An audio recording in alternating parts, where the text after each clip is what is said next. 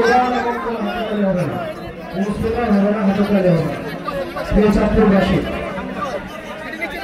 আমরা এমন একটা দেশে বাস করি, আপনি রাস্তায় বের হলে বাসের ট্রাকে চাপা হয়ে মরবেন, আপনি লঞ্চে উঠলে ডুবে মরবেন, কনস্ট্রাকশনের বিল্ডিং এর পাশ দিয়ে উঠলে হাঁটলে ট্রেন চাপা পড়ে মরবেন, আপনার উপরে প্লেন ক্র্যাশ করলে আপনি মারা যাবেন। এগুলোতে যদি মারা না যান, আপনি কোভিডে মারা যাবেন, ডেঙ্গুতে মারা যাবেন, ম্যালেরিয়াতে মারা যাবেন, চিকিৎসার অভাবে মারা যাবেন। একটা রাষ্ট্র ব্যবস্থা আপনাকে নিরাপদ চলাফেরার অধিকার নিশ্চিত করতে পারে না। বাচ্চারা ক্লাস করছে, স্কুলে গিয়েছে, সেখানে হচ্ছে আমাদের দেশের বিমান বাহিনীর বিমান সেখানে প্র্যাকটিস করছে। প্র্যাকটিস মানুষের জীবন, বাংলাদেশের এস্টাবলিশমেন্টের কাছে হচ্ছে প্র্যাকটিসের বিষয়। এই যে অবহেলা, এর ড্রাইভার অবশ্যই এই বাহিনীকে অবশ্যই নিতে হবে। আমরা দেখলাম মাইলস্টোনের বিমান ক্র্যাশ হয়েছে, তারপরে সেখানে শিক্ষকদেরকে এবং শিক্ষার্থীদেরকে সেখানে ব্যাপকভাবে পিটানো হয়েছে। আমরা দেখলাম প্রশাসন যথাযথ, আমাদের একজন স্বাস্থ্যমন্ত্রী আছে বাংলাদেশে, চিনেন ওনাকে? উনি ডক্টর মোহাম্মদ ইউনূসের ভাই ব্রাদার কোথায় আসছে? ডক্টর মোহাম্মদ ইউনূসের সর্বপ্রীতির সবচেয়ে বড় এক্সাম্পল হচ্ছে স্বাস্থ্য উপদেষ্টা। সবসময় বলে আসছি, এই স্বাস্থ্য উপদেষ্টা এটার কোনো প্রয়োজন নাই। আপনারা দেখছেন আমার কোন ধরনের অ্যাক্টিভিটি? উনি যে বেতনটা নেয়, এই বেতনটা হারাম হবে।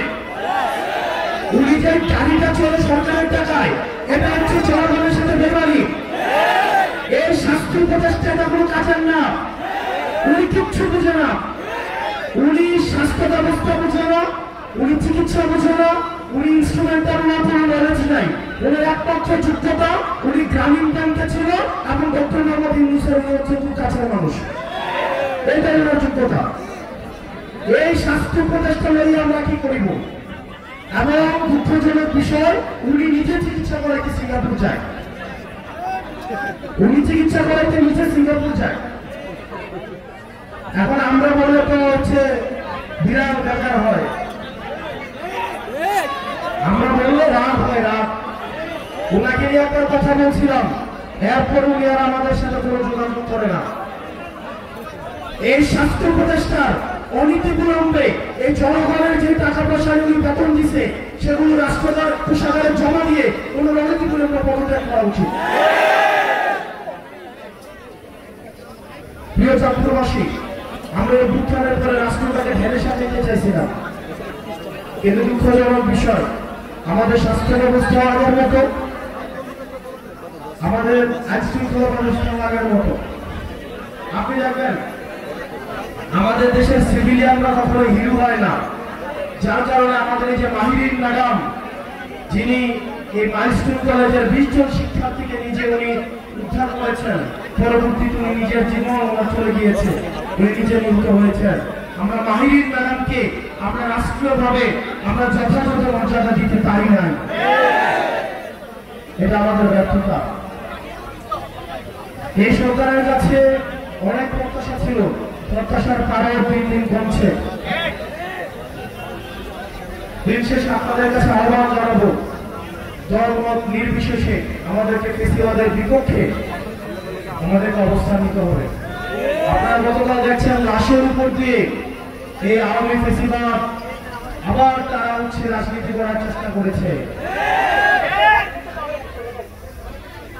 আমরা ফেসিবাদ বিরোধী রাজনৈতিক দলগুলো সুতাহত, যারা বাংলাদেশকে ধারণ করে আমরা সুতাহত, কিন্তু আওয়ামী লীগ যদি ফেরার চেষ্টা করে তাহলে এই সব শক্তিতে পরিণত হয়ে এই আওয়ামী লীগের চ্যাপ্টার আমরা ক্লোজ করছি, ভবিষ্যতের উত্থানের যে কোনো সম্ভাবনাকে আমরা একদম নাই করে দিব। প্রিয় চাঁদপুরবাসী, আপনারা সজাগ থাকতে হবে। বেশিরভাগ বিরোধী রাজনৈতিক দলগুলোকে ঐক্যবদ্ধ থাকতে হবে। আমরা একসাথে একটা সুন্দর বাংলাদেশ বিনির্মাণ করব, যে বাংলাদেশের রাস্তায় বেরোলে আপনাকে দুর্ঘটনার সম্ভাবনা থাকবে না, যে বাংলাদেশে আপনার সুচিকিৎসা নিশ্চয়তা থাকবে, যে বাংলাদেশে আপনার বাচ্চা স্কুলে পাঠাইলে বিল্ডিং ভেঙে পড়বে, আকাশ থেকে প্লেন ভেঙে পড়বে, এই ধরনের রাষ্ট্র ব্যবস্থা আমরা চাই না। এগুলো তদন্ত করা হোক, হাসিনার আমলে কি পরিমাণ দুর্নীতি করা হয়েছে। আমরা শুনছি বিমান বাহিনীর সাবেক প্রধান নাকি ৩,০০০ কোটি টাকা দুর্নীতি করছে। এই বিমানগুলো কিন্তু হাসিনার আমলে কেনা। আমরা বিমান বাহিনীর যে ভাইরা রয়েছেন, আমরা আপনাদের নিরাপত্তাও চাই। আপনাদের নিরাপত্তা কিন্তু ঝুঁকিতে রয়েছে। এইসব ইনস্ট্রুমেন্ট এগুলো কি সঠিক কিনা, ঝুঁকিমুক্ত কিনা, সেগুলো আপনাদের বিবেচনার সুযোগ আসছে। আপনারা সেগুলো বিবেচনা করুন, নিজেদের আবার পুনর্মূল্যায়ন করুন। আপনারা ভালো থাকবেন, সুস্থ থাকবেন। আমরা যেন এই জাতীয় শোককে আমরা কাটিয়ে উঠতে পারি। যারা নিহত হয়েছে তাদের আত্মার মাগফিরাত কামনা করছি, আল্লাহ তাদের জান্নাত নসিব করুন। যারা আহত হয়েছে বাচ্চা বাচ্চা ছেলেরা 3 বছর 7 বছরের, আল্লাহ তাদের সুস্থতা দান করুন, আল্লাহ তাদের সুস্থতা ন্যায় করুন।